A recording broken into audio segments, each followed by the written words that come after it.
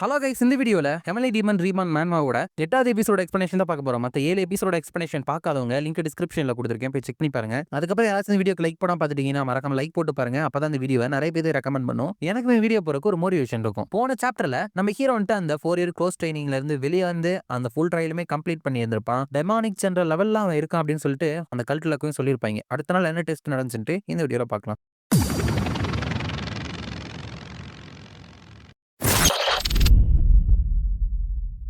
சாப்டரோட ஸ்டார்டிங்ல உங்களுக்கே தெரியும், அந்த பிளட் ஸ்வாடர்ன்ட்டு முடிஞ்ச அளவுக்கு சாப்பிட்டு ரெஸ்ட் எடுங்க. இந்த லேட்டன் டீமன்ஸோட கேவோட ஃபேட்டை வந்துட்டு நாளைக்கு நீங்க சந்திக்க போறீங்க. உங்க ரெஸ்ட்டுக்கு அப்புறம் தேர்ட் கேட் வந்துட்டு கமெண்ட்ஸ் ஆகும் அப்படின்னு சொல்லியிருப்பாப்ல. ஸோ அதெல்லாம் ஹீரோ நினைச்சிட்டு என்னோட ஹெவன் வேர்ட் சோல் எர்த்தன் பாடினால இந்த செகண்ட் டெஸ்ட்ல நான் அடைஞ்ச களைப்பை வந்துட்டு என்னால ஈஸியாவே போக்கிட முடிஞ்சு. பட் அடுத்த நாளே தேர்ட் கேட் வந்துட்டு ஸ்டார்ட் ஆகுதா. நான் வந்துட்டு என்னோட இன்டிமிடேஷன் ஆராவையும் என்னோட வெயிட்டையுமே போட்டுக்கிட்டு இந்த ட்ரையலை வந்துட்டு சக்சஸ்ஃபுல்லா முடிப்பேன் அப்படின்ட்டு நான் நம்புறேன். ஸோ அதுதான் நம்பர் 1. அதுக்கப்புறம் 109 இவங்க 2 பேரும் குரூப் 1 அதுக்கப்புறம் 4ல பெரிய ஆளுங்க போல. சர்டன்லி இங்க இருக்கிற சாதாரண லெவல் ட்ரெயினிஸ்க்கு மேல தான் இவனுங்க வந்துட்டு இருப்பானுங்க. பட் அதுல ஒருத்தன் கண்டிப்பா ஆப்வியஸா என்னை விட வீக்கா தான் இருக்கான். ஃப்ராங்க்லி என்னோட கைவிலங்க கலட்டாமே என்னால அவனை வந்துட்டு தோக்கடிக்க முடியும். பட் மத்தவங்களை வந்துட்டு என்னால கைவிலங்கு இல்லாம டிஃபீட் பண்ண முடியுமா? அதுவும் முக்கியமா ஏயாங்க எனக்கு வந்துட்டு ட்ரைனிங் வந்துட்டு கம்மியா இருக்குன்னு நினைக்கிறேன். அப்படி நினைச்சிட்டு இருக்கப்ப ஹீரோட மாஸ்டர் வந்துட்டு ஒன்னு சொல்லியிருப்பாரு. எப்பவுமே உன்னோட எஃபர்ட்டையும் ட்ரைனிங் மட்டும்தான் கம்மியா இருக்கு அப்படின்னு சொல்லிட்டு நீ பிளேம் பண்ணணும். மத்த எதையுமே நீ வந்துட்டு குறை சொல்லிடக்கூடாது மை ஸ்டூடெண்ட். ஏன்னா அப்படி மட்டும் திங்க் பண்ண அப்படின்னா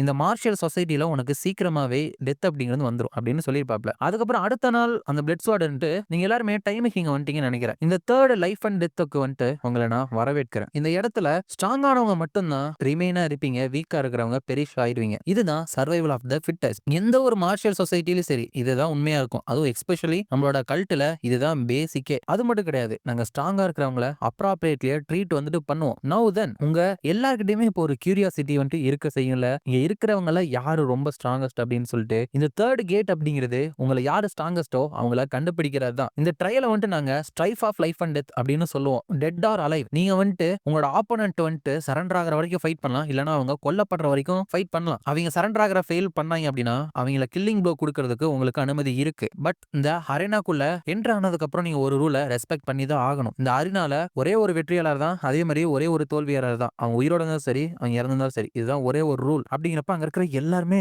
உற்சாகத்திலே கத்துறானுங்க. அதுக்கப்புறம் இன்னொரு விஷயம் இருக்கு. இந்த அரேனால யாரு ஸ்ட்ராங்கஸ்டா வந்துட்டு சர்வைவ் ஆகிறாங்களோ பிளாக் ஃபிளேம் அயனை யூஸ் பண்ணி 8 பவுண்ட் இருக்கிற ஒரு வெப்பனை வந்துட்டு உங்களோட விருப்பத்தின்படி நாங்க ஃபோர்ஸ் பண்ணி தடுவோம். உங்களுக்கு அந்த மாதிரி ஒரு வெப்பனை வந்துட்டு அப்டைன் பண்ண அப்படின்னு ஆசை இருந்துச்சு அப்படின்னா இந்த அரேனால வின் பண்ணி உங்களோட பிரைஸை கிளைம் பண்ணிக்கோங்க. அப்படிங்கிறப்ப அந்த சீனியர் இன்ஸ்ட்ரக்டர் வந்துட்டு சரி இப்போ நான் இந்த அரேனாவோட ரூல்ஸை வந்துட்டு உங்களுக்கு எக்ஸ்பிளைன் பண்றேன். The strife of life and death rules வந்துட்டு ரொம்ப சிம்பிள் தான். இன்ஸ்ட்ரக்டர்ஸ் வந்துட்டு எந்த ட்ரெயினிஸ் வந்துட்டு சண்டை போகணும் அப்படின்னு சொல்லிட்டு நாங்க செலக்ட் பண்ணுவோம். அதுல ஜெயிக்கிறவங்க வந்துட்டு அதுக்கப்புறம் அப்படியே முன்னேறி போயிட்டே இருப்பீங்க. மத்தவங்க யார் ஜெயிச்சாங்களோ அவங்க கூட சண்டை போடுறதுக்கு. இந்த மாதிரி போய் போய் கடைசியில ஒரே ஒரு வெற்றியாளர் இருக்கிற வரைக்கும் இது நடந்துகிட்டே இருக்கும். அப்படிங்கிறப்ப நம்ம ஹீரோக்கும் இன்னொருத்தனுக்கு வந்துட்டு சண்டை வருது. அப்ப அவன் வந்துட்டு 900 இவனை வந்துட்டு ஈஸியா நான் வந்துட்டு தோக்கடிச்சிருவேன் அப்படின்னு நினைச்சிட்டு ஹே 900 நீ வந்துட்டு இப்பயே கிவ் அப் பண்ணிட்டேன்னு வச்சுக்குவேன், உன்னோட உயிரை வந்துட்டு நான் ஸ்பேர் பண்றேன். அப்படிங்கிறப்ப ஹீரோ வந்துட்டு உன்னோட ஃபேஸை வந்துட்டு நான் பார்த்த மாதிரி எனக்கு ஞாபகமே இல்லையே அப்படின்னா என்னோட செகண்ட் குரூப்ல வந்துட்டு நீ இல்ல, அதனால எனக்கு தெரியல. அப்படிங்கிறப்ப அங்க இருக்கிறவன் நான் சொன்னது நீ கொஞ்சமாச்சு கேட்டியா இல்லையா? நீ மட்டும் இப்ப சரண்டரான அப்படின்னா உன்னோட உயிரை நான் விட்டுறேன்னு சொன்னேன். உனக்கு ஒண்ணு உண்மையாலுமே என்னோட கையில ரொம்ப பெத்தட்டிக்கா சாகணும் அப்படின்னு சொல்லிட்டு அவ்வளவு ஆசையா இருக்கான்னு. அப்படிங்கிறப்ப ஹீரோ வந்துட்டு உன்னை பாக்குறப்ப நீ உன்னை ரொம்பவே அதிகமா எடை போட்டு இருக்கிற மாதிரி தெரியுது. அப்படிங்கிறப்ப அவன்ட்டு வாட் அப்படிங்கிறப்ப உன்னோட கை கால் எல்லாமே வந்துட்டு உடைய ஆரம்பிக்குது. ஹீரோ வந்துட்டு அவன் ரியாக்ட் பண்றதுக்கு முன்னாடியே அடிச்சிட்டானா என்னன்னு தெரியல. பட் எல்லாமே கிராக் ஆகுது. அப்ப ஹீரோ அவனை பார்த்து இப்போ உன்னோட ரெஸ்பான்ஸ் வந்துட்டு எனக்கு தேவைப்படுது. நீ வந்துட்டு உன்னோட டிஃபீட்டை வந்துட்டு ஒத்துக்கிறியா இல்ல நீ கண்டினியூ பண்ண ஆசைப்படுறியா? அப்படிங்கிறப்ப அந்த ஃபைட் வந்துட்டு முடிஞ்சது. அப்ப அந்த பிளட் ஸ்வாட் வந்துட்டு சோ ஃபைனலி நம்ம டெமானிக் ஜெனரல் கிளாஸஸ்க்கு இடையில நடக்கிற ஃபைட்டை வந்துட்டு பார்க்க போறோம்னு நினைக்கிறேன். அப்படிங்கிறப்ப ஹீரோ வந்துட்டு வெறும் 2 மேட்ச் தான், 2 மேட்ச்ல ஜெயிச்சிட்டு அப்படின்னா ஃபைனல்ல வந்துட்டு நான் ஜெயிச்சிருவேன். அப்படிங்கிறப்ப இப்ப நம்பர் 1க்கும் நம்ம ஹீரோக்கும் இருந்துட்டு சண்டை வருது. அவங்க வந்துட்டு முன்னாடி கோப்புறாங்க. ஹீரோ வந்துட்டு சிரிக்கிறான். அப்ப அந்த நம்பர் 1 இருந்துட்டு எதுக்காக நீ சிரிச்சிட்டு இருக்க அப்படிங்கிறப்ப ஹீரோ வந்துட்டு யாருக்கு தெரியும் அப்படிங்கிறப்ப அந்த நம்பர் 1 இருந்துட்டு இது வரைக்கும் என்ன டிஸ்ரெஸ்பெக்ட் பண்ணிட்டு அந்த கதையை வெளியே சொல்றதுக்கு யாரும் உயிரோட இருந்ததே கிடையாது. இதுக்கு மேலையும் அது அப்படியே தான் இருக்க போகுது அப்படின்னு சொல்றான். அதோட இந்த சாப்டர் வந்துட்டு முடியுது.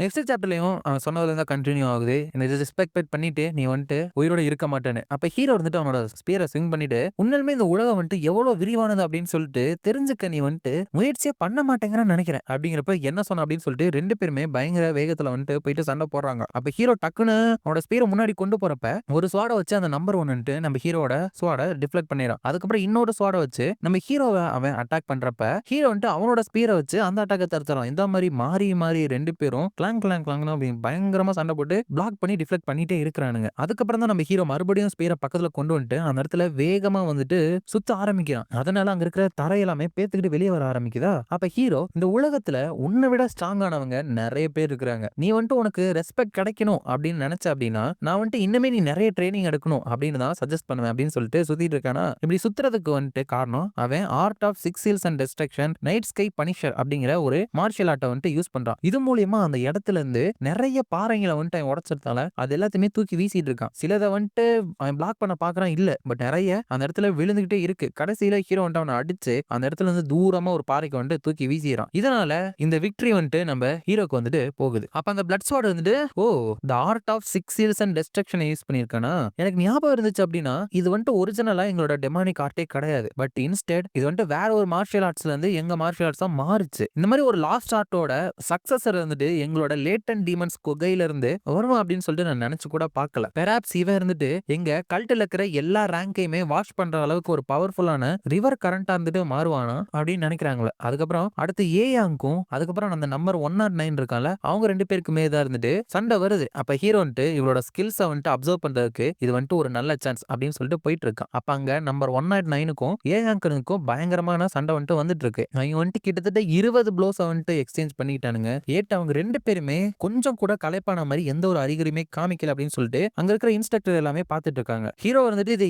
ஈஸியா அங்க இருந்துட்டு முடிச்சிருவான்னு தான் நினைக்கிறேன் அப்படின்னு சொல்லிட்டு பார்த்துட்டு இருக்கப்ப ஏங்க ஒரு அட்டாக் பண்றானா அதை வந்துட்டு அந்த 109 பிளாக் பண்ணிடுறான். ஆனா அப்படி பண்ணதுனால அவனோட கையில வந்துட்டு லைட்டா ஒரு காயப்பட்டு அவனுக்கு ரத்தம் வந்துட்டு வந்துருது. அதுக்கே செம்ம கடுப்பாயிடுறான். உனக்கு வந்துட்டு என்ன தைரியம் இருக்கணும் என்ன வந்துட்டு நீ காயப்படுத்திருப்ப அப்படின்னு சொல்லிட்டு அவனோட ஆறாவை வந்துட்டு ரிலீஸ் பண்றப்ப அதுலயே வந்துட்டு கொஞ்சம் பின்னாடி தூக்கி வீசப்படுறான். அதுக்கப்புறம் இன்னொரு அட்டாக் வந்துட்டு அவன் பண்றப்ப அங்க இருந்துட்டு அதை பிளாக் பண்ணிடுறான். அதுல 2 பேருமே வந்துட்டு ரொம்ப கலைப்பாக்குற மாதிரி தான் தெரியுது. ஹீரோ வந்துட்டு இன்னும் ஒரு 10 செகண்ட்ல இந்த மேட்ச் வந்துட்டு முடிஞ்சிரும்னு நினைக்கிறேன் அப்படின்னு பார்த்துட்டு இருக்கப்பதான் திடீர்னு அங்க இருந்துட்டு வேற ஒரு டெக்னிக்கை வந்துட்டு யூஸ் பண்றா. ஹீரோ வந்துட்டு வெயிட் இது வந்துட்டு டார்க் ஃபிளமர் கிறிஸ்மன் ஆர்ட் ஆச்சு. இது வந்துட்டு வேற மாதிரி சொல்லணும் அப்படின்னா ஹெவன்லி டீமன் ஆர்ட்ஸோட பேசிக் பிரின்சிபல் டெக்னிக்கே இதுதானே, இது எப்படி இவளுக்கு தெரியும் அப்படின்னு நினைக்கிறேன். ஏற்கனவே சொல்றப்ப இவளோட பேர் ஏயாங் மட்டும் தான் சொல்லியிருப்பா. இவளோட செகண்ட் நேம் சொல்லியிருக்கவே மாட்டா. ஹீரோ வந்துட்டு ஓ அப்படின்னு இவளோட சர் நேம் வந்துட்டு இவ சொல்லாம இருந்தது காரணம் இதுதானா அப்படின்னா இவ தான் கண்டிப்பா ஏயாங் சியானா இருக்கணும். சோ ஹெவன்லி டீமனோட பொண்ணா இவ. இத பார்த்து அந்த இன்ஸ்ட்ரக்டர்ஸ் எல்லாமே சிரிச்சிட்டு இருக்காங்க அப்படின்னா கண்டிப்பா அந்த இன்ஸ்ட்ரக்டர்ஸ்க்கு இதெல்லாம் தெரிஞ்சிருக்கணும். இன்கிரெடிபிள். சோ இதுதான் ஹெவன்லி டீமனோட டிவைன் ஆர்ட்டா. இத பார்க்க கிடைச்ச வாய்ப்பே வந்துட்டு எனக்கு சந்தோஷத்தை தருது அப்படிங்கிறப்ப அந்த நம்பர் 109 ஏயாங் வந்து தோக்கடிச்சிட்டா. சோ இப்ப கடைசியா மேட்ச் வந்துட்டு ஏயாங்குக்கும் நம்ம ஹீரோக்கு தான் இருந்துட்டு நடக்க போகுது. இதோட இந்த சாப்டர் வந்துட்டு முடியுது. இந்த வீடியோ பிடிச்சிருந்தா மறக்காம லைக் ஷேர் அண்ட் சப்ஸ்கிரைப் பண்ணிருங்க. உங்களை நான் அடுத்த வீடியோல பார்க்குறேன்.